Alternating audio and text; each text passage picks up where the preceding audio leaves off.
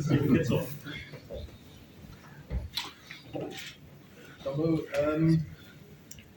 Do you feel there was a bit of two-mindedness in when you attack, when you play finals rugby? It sort of looked like that. Is it something that was? Look, I saw it as a game of two halves. I thought Munster was superb in the first half, and they put us under enormous pressure on defence. We can say it's our worst defensive half. It's only our worst defensive half because of how well Munster played in that half. The way those pullbacks kept the ball in hand.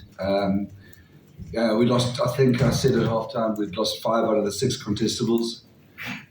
In the second half, I thought when we started going front door, started putting them under pressure, I actually think we were nanoseconds away from winning that game. Just needed that extra score. Where I would agree with you, Leighton, is that when we were chasing towards the end there, which we were maybe trying to go out the back door a bit much. So at that point, I do agree with you. And especially towards as I say, when we were chasing the game. I think I got something very wrong because that our rugby, Munster thoroughly deserved to win that game, and there's no question. And to my mind, they were 12-7. They had 2 tries disallowed in the first half. The first half damage could have been bigger. Having said that, we could have got a try towards the end. But it may be naive of us not to change our game model in that pitch in June. So if you come with line speed, high line speed, and you miss the read, you can't turn and recover. Your transition, counter-attack, stepping game gone, and your scrum game's gone. And that's probably the 3 pillars of our game. But that'll be different next season. I suppose you don't change your game model for one game, man. So, but I thought the fight that Munster had when we came back and threw the kitchen sink in the second half was remarkable. And I honestly genuinely believe they deserve to win the game. Yesterday, I'm not sure, but you see the URC traffic crown from your mom. Can you just give us a reaction on how it felt at that moment? I was surprised. She can't remember it now, of course, but it was it was brilliant. It was a lovely gesture from the URC. It was brilliant. Very emotional. There are lots of reasons to be emotional about this. Obviously kids see the people of Cape Town coming out, and so it's this time we've got to try and be disciplined and look back what we've achieved in this connection. It doesn't feel like an hour. And I just want to say before I sort of preach too much, to say thank you to the media, the South African media especially, who've really supported us in this narrative of promoting the rugby and the connection with the people. It's so great. Like I said yesterday about the ticket prices and that, it's so great what the URC, SA Rugby, Western Province Rugby have laid on, what you guys have brought into the narrative of what we've been going on about getting Cape Town smiling. And it's such a special occasion. So it's hard for us now, Kitsy and I, it's very tough. Very, very tough. We really, really wanted to win this cup. But we've got to try and be disciplined and look at the bigger picture. So I've just been trying to tell them to save the tears for the pillow later, and maybe the beers for now, because we did something special. Just on that, just the message of the change room, to sum up the disappointment, I suppose it's quite a lot of pride at the moment, given what happened over the course of the season, but just your words to the players and just give us a sense of what that change was like at the end. No, I said to them afterwards, I thought in that second half we had quite a bit of fault correction to do at half time. And I think they got that right. We won the contestable battle, we started bubbling properly, our defence looked sharper, we started denting, what Mikey used to do on their line, 14-12 up with 10 minutes to go or 12 minutes to go. I think if we got us 2 scores ahead, we would have won the game. So I said a great response in the second half. We all know there was an error or 2 in the back, 5 or 6 minutes, but we're not going to you can't hang somebody out for that.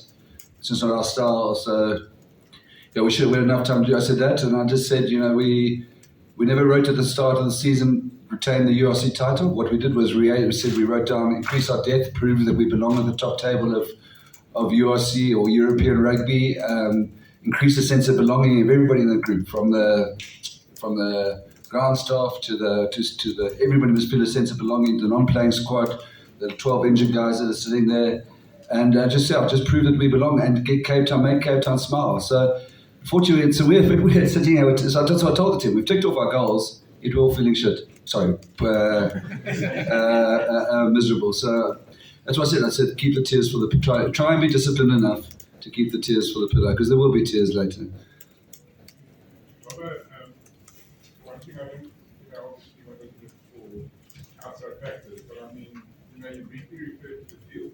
There was an incident, for example, I think it was David slip. You almost thought, well, it would be, he would be running in, but the field was just great. Steve, I'm just so acutely aware of what Munster have done to win these 5 or 6 games, or to outplay us like they did in the second half. I just hate mentioning the field because it's going to sound like I'm trying to say this thing.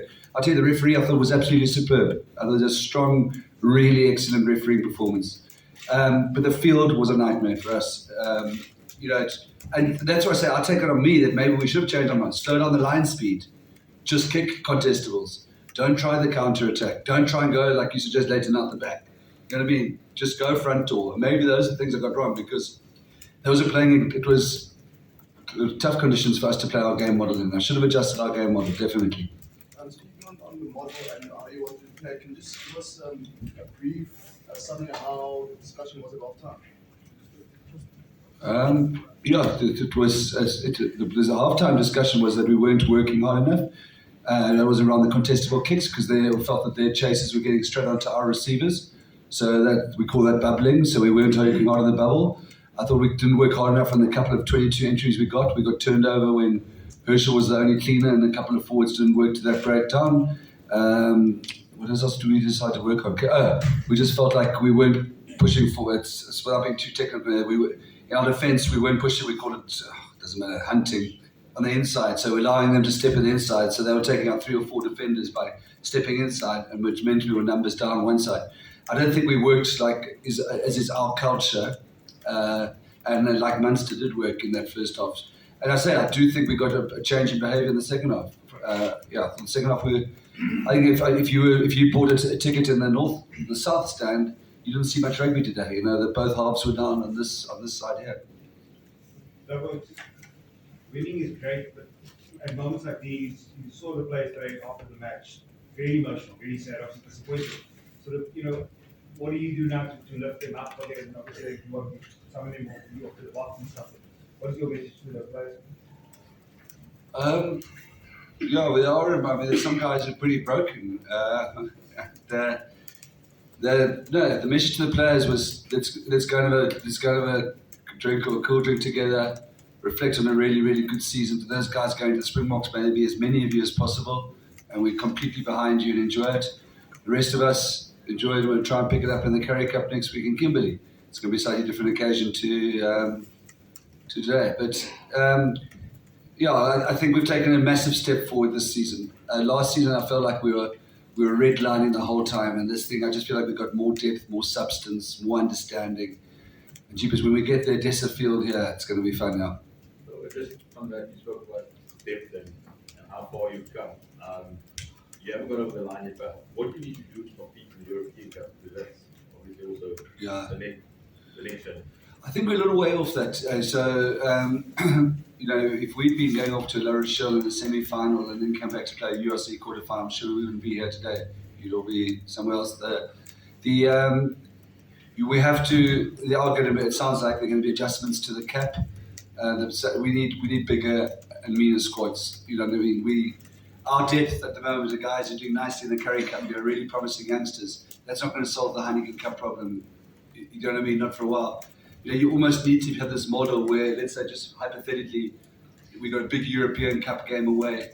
Kitsy, France, and if you were still here, Kitsy, France, and Joseph gone to that. And we've got a front row sitting in Cape Town and can stay home and prep for that next URC game. Like if we went to Exeter, we should have a team back here that's really good enough to beat Munster here. And I think that's going to come. I think in our case, it's going to come over the next year. We're going to do an equity deal, and then we'll invest in. It's going to have to be the sort of sharper end of the squad. Our younger structures of the Currie Cup and the depth and the promise and the pathways here are absolutely brilliant. We just probably need a few more players to compete, and that requires an adjustment to the cap and investment into Western Women's Rugby here. I mean, we've done this under administration, don't forget. Administration that doesn't work with. It's what you call it. It's not frugality. What they're doing in politics. No, not frugality. Austerity. Austerity. Thank you. Austerity. Thanks, Greg.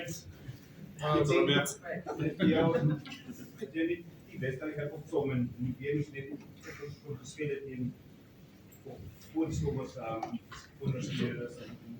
Dus nog dat wil zeggen dat die hier in 2 jaar terug gaan die. Afrikaans. Alsjeblieft. Ja, ik spreek moeg om Afrikaans te praten in een persconferentie, maar die dag was teleurstellend, dus ik denk die resultaat is teleurstellend, maar wat mij trots gemaakt het, en ik heb het ook genoemd in die kleedkamer na die tijd, is die soos ons missie geweest vir die jaar en daar word het al baie genoem soos ek het Cape Town Smiling, so vir my was dit ongelooflik om te sien hoe die ouens tawwe games gehad het tydens die hele URC weg, Leinster weggespeel, ons hand opgesteek, net gewys hoe die ouens gegroei het mentally en physically, hoe die ouens net begin verstaan het hoe die soos die noordelike halfrond rugby werk, so wat vir my trots gemaak het is die hele seisoen van dag 1 af ons begin het, na laas jaar begin het, die ouens al beheer geneem het en in haar rolle ingestap het en al gewerk het om tot hierdie punt te kom, is nou baie teleurstellend wat vandag gebeur het, maar nog steeds trots op so'n seisoen. Ek bedoel, kon maklik uitgeval het in 'n kwartlyn teen die Bulle, maar nog steeds like guts en determinasie gewys om met al die pad tot in die final te vat. Steve, is that also what makes it easier for you to kind of handle emotionally this first time? Because obviously it's a bit for you. Yeah, it was like when that final whistle blew, it like almost felt like it shouldn't have happened like that. It was like I felt we totally in control of the second half. I felt like we were on top of Munster. I think they were scrambling to try and keep us out of the try line. But yeah, when that final whistle went, it was trying to hold the tears back, and it was all about like thinking, and I also said it in the circle on the field. I'm extremely proud of what the guys have achieved during the season. It's very disappointing the result tonight, but the guys can hold their head up. They can enjoy each other's company. There's some true friendship that we've built throughout the season. Guys that really care for each other. So for me, it's tough to leave this awesome union like this, but the guys can be proud and they can look forward to next season. And I'm going to look forward to playing the Stormers. I know it's going to be a tough game. And I already made an agreement with France. Coming for you. Yeah, I already made an agreement with France and said, gentlemen, so we're going to both play multi-studs and just look after each other on the field. But Choosing the Atlet. yeah, but yeah, no, I'm proud of the Stormers and I'm proud to be associated for so many years with such an awesome branding club. Some said in the week when he was talking, waxing lyrical about Jogo achieved, but when you guys had injuries through the season, it was just as if you guys maybe last season were a little bit lucky in the sense that you didn't get those big injuries. This year you got the big injuries and the setbacks and you handled it. So I mean that like keeping everything in perspective, the team has done really great. No, 100%. And that just shows the character of this team and the depth we're trying to build, or that Dublin and try to build is it's a real sense of belonging. So a guy that plays, for instance today, like they were in the warm-up, there was about 5 or 6 guys from the Curry Cup who played a tough game last night against the Lions and then prepared to come through to the stadium to warm up with us. So that just shows the character and that this team has. So for me, it was, I think in a year and 2 years from now, the Stormers are going to be able to do that. They're going to have a starting, say, front row, and they're going to have the second tier front row, but those guys will be good enough to replace, or if a guy's tour and then the next week the second guys play just as well and just compete as hard for that starting spot. So I think that's where European rugby it's all about. There's so many games, the season is so long, you need that depth, but what's encouraging is the young guys actually do push through and put their hand up every weekend. Dobbo, do you think in a weird way this result, I know it hurts, but for the tournament it's quite a good thing in the sense that it elevates the tournament globally, that there's a winner from another hemisphere, and it was such a great occasion out there tonight. Yeah, I know you won't feel like that right this morning. No, but Munster's got very powerful, great rugby history, tradition, story. To go and win 5 games, 6 games in a row. Because I mean, I think that idea of winning, every team winning at home, like we saw a bit in the Heineken Cup, didn't we? It got quite formulaic. The home team was going to win, so at that point it'd be great. Yeah, and I think this occasion, spectacular, absolutely spectacular. And I say last season felt like a local derby that happened to be called the URC, and this felt like a international. Yeah, but so that I agree with you, Craig. Yeah, But after the last Munster game, you said there were no silver linings. But in that game, you guys were probably sort of unlucky. But in this game, in their first half, it looked at some point that it might actually turn out to be a one-sided final. And the players looked out on their feet at one stage. I mean, obviously, because of all the attacking they had to do in the game. You must have been really proud of, if there is a silver lining. I mean, Steven spoke of the character. But to come back, I mean, the narrative of the game, if you had won, if you'd held on at the end, would probably have been your sort of grit, if you know what I'm saying. Like very much like Munster. I mean, you are similar. I mean, would you agree with that? You are similar in a way to Munster, in the sense that that's why they won, because they had that. Yeah, and our grit is something we pride ourselves on. Our fights, as I said, like we got dog, but dog. I know. But and you're right. I mean, we had a scrum on I'm going to get the minute wrong. Gave 72. We felt we should have done a certain kicking play down the side to the left. We went the other way. Ended up a kicking thing, ended up with a charge down, ended up with a try, end of the URC. That's simple. If we probably got on the lever and come down this way and put the sort of putter in down this side here, on with Gavin Ozassi's left foot, we could have trapped them in their 22. We would have got across the line. Yeah, so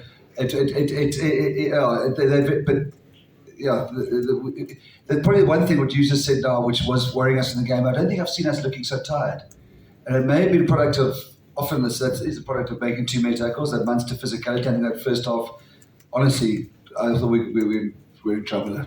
Yeah, and the irony was if we were that far from finishing the half 12-12, wasn't it? Which would have been an unfair reflection. The first half Munster was superb. I've never seen our defence under pressure like that in this whole tournament. So maybe that's what made us look tired like we did.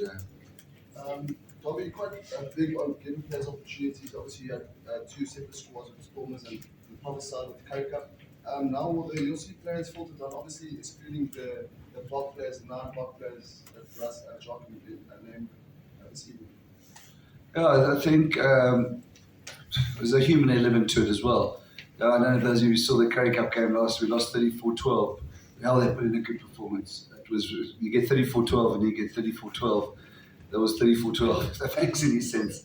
So I was proud of them. So I think we'll give some guys, the guys like Marcel and Villy haven't had much time. Zassi was injured for a long time, but I'm not going to go and flick and just bump all the Stormers down there. No.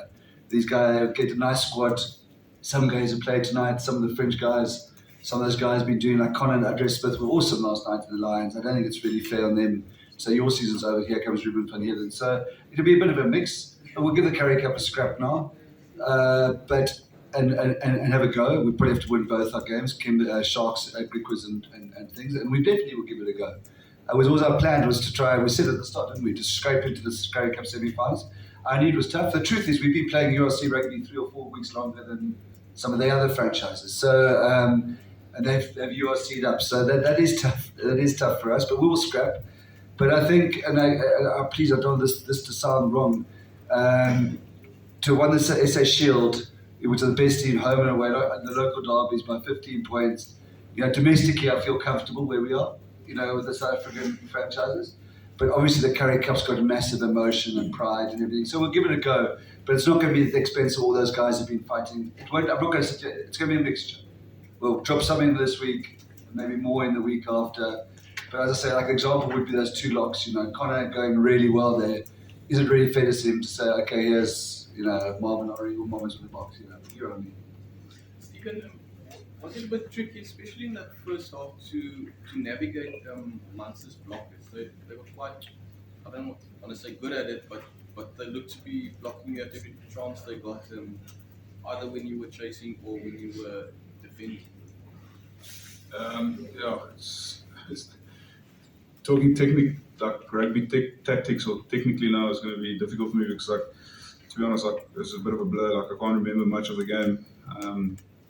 But yeah, it's. I I think Munster just pitched up today. Like they played like out of their skin to disallow tries. So we were really in trouble that first half. I think, as I've also said, like we came with a different energy second half and try and like first half is almost like you felt you got caught up in the moment and Munster just outplayed us, and it could have been completely a different scoreline at halftime and we would have been in deep trouble and chased the game massively. But it was definitely a game of two halves today. It was this first half scraping, trying to do everything we can to defend our line, almost out on our feet, and then second half I felt we were on top of them and they were scraping and trying to just hold on for dear life. But to be honest, I can't remember much of the tactics or technical stuff from the game. It's a bit of a blur. Guys, can we have last Dobbo, questions? the build-up to this year's final felt a little different. Did you feel that there was perhaps more burden on you going into this game than last? No, it actually felt like they felt pressure, but it was so nice. It was just the occasion and as I say, the ticket sales story and all that. It felt there was pressure from that, but it just felt like it didn't feel a scary one. It just felt like a hell of a nice occasion, and there's that pressure that came with it.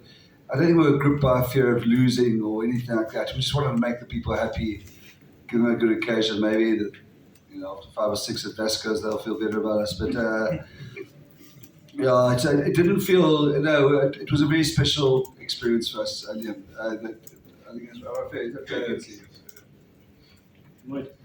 Steve, now that it is all over, just your final parting message to the 56,000 who were there today, and I guess the union itself and the people who followed you so closely and passionately for this time. Yeah, no, it's incredible honor. I mean, this union's been absolutely amazing for me. Stormers has been, it's through dark times, through good times. Yeah, for me, it's just a massive honor, and just playing in front of 56,000 people tonight was massive, and getting the cheer. I almost cried 10 minutes before the end of the game, just seeing everyone stand up and acknowledging. But yeah, I'm really proud, and if Dobbo wants me back one day, I'll definitely come back. If it's as an old player or as a guy who just sits on the bench, or maybe another guy just advice or mentor. But yeah, I'm extremely proud of this union, and extremely proud to be part of such an amazing club. Can come help bring Rocky through.